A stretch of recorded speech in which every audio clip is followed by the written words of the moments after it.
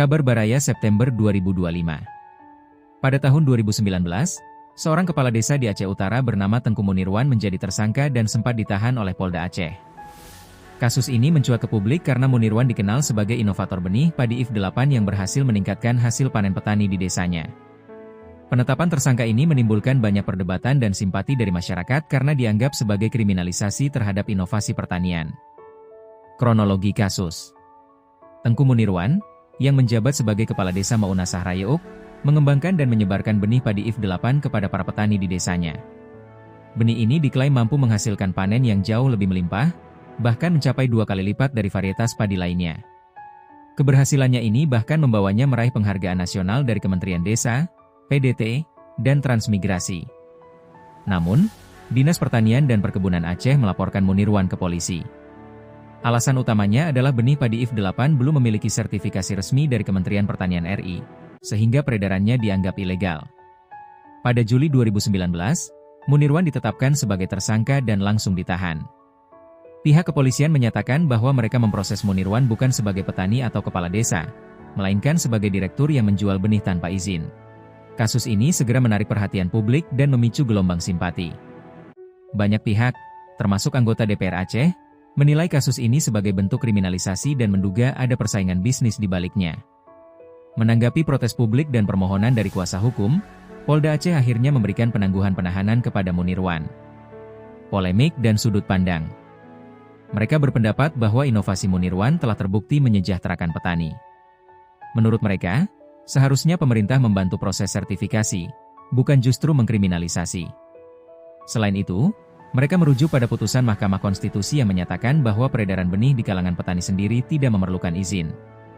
Pihak berwenang berpegang pada aturan hukum yang berlaku. Mereka menegaskan bahwa setiap benih yang diedarkan secara komersial harus memiliki sertifikat resmi untuk menjamin kualitas, keamanan, dan ketahanannya terhadap hama.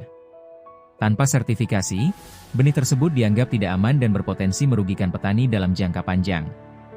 Kasus Tengku Munirwan ini menjadi contoh nyata dari dilema antara inovasi yang pragmatis di tingkat akar rumput dan regulasi yang ketat dalam sektor pertanian di Indonesia. Berikut adalah perkembangan terkini dari kasusnya. Setelah ditahan pada Juli 2019, Tengku Munirwan tidak berlama-lama berada di balik jeruji besi. Ia segera mendapatkan penangguhan penahanan hanya dalam hitungan hari. Keputusan ini diambil setelah gelombang simpati dan dukungan mengalir deras dari masyarakat, bahkan ratusan orang menyerahkan fotokopi KTP sebagai jaminan. Pihak kepolisian juga mempertimbangkan status Munirwan sebagai kepala desa dan alasan kemanusiaan karena orang tuanya akan menunaikan ibadah haji. Meski begitu, pihak berwenang menegaskan bahwa penangguhan ini tidak menghapuskan statusnya sebagai tersangka. Proses hukumnya tetap berlanjut. Polemik status dan tuntutan hukum. Kasus ini memiliki dua sudut pandang utama yang masih menjadi perdebatan. Pihak hukum, pihak Polda Aceh memproses Munirwan bukan sebagai petani, melainkan sebagai Direktur Utama PT BNI. Ia dituduh menjual benih padi IF8 secara komersial tanpa memiliki sertifikasi resmi dari Kementerian Pertanian.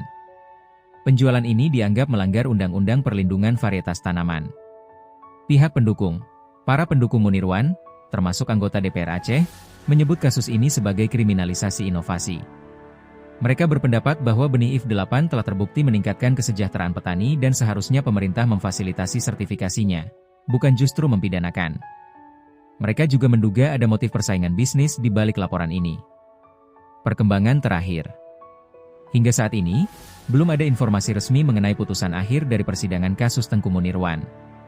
Namun, penangguhan penahanannya menjadi sinyal kuat bahwa dukungan publik dan politik memainkan peran penting dalam kasus ini. Kisahnya menjadi cerminan tantangan bagi inovator pertanian di Indonesia yang harus berhadapan dengan birokrasi dan regulasi yang ketat, meskipun inovasi mereka membawa dampak positif langsung bagi masyarakat.